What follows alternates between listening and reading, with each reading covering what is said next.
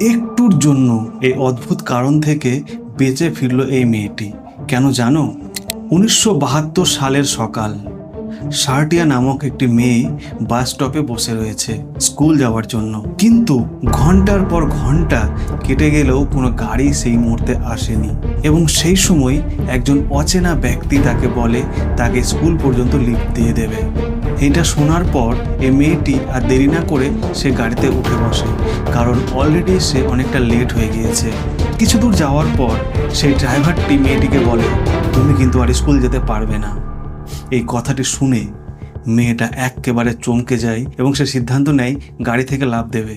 কিন্তু দরজা খুলতে গিয়ে সে দেখে দরজার হ্যান্ডেল বাড়ি নেই। এরপর মেয়েটিকে বলে, তুমি তোমার মাথার টুপিটা খোলো।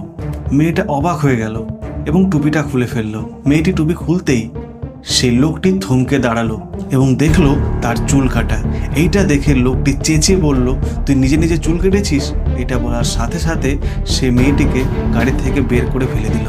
এবং পরে জানা গেল সে ব্যক্তি আসলে আর কেউ নয়, কুখ্যাত সিরিয়াল কিলার টেড বান্ডি, যে লোকটি মূলত লম্বা চুলওয়ালা মেয়েদেরকে টার্গেট করে। এইরকমভাবে প্রায় 30টারও বেশি মেয়েকে সে শিকার করে ফেলেছে। তো কেমন লাগলো এই গল্পটি?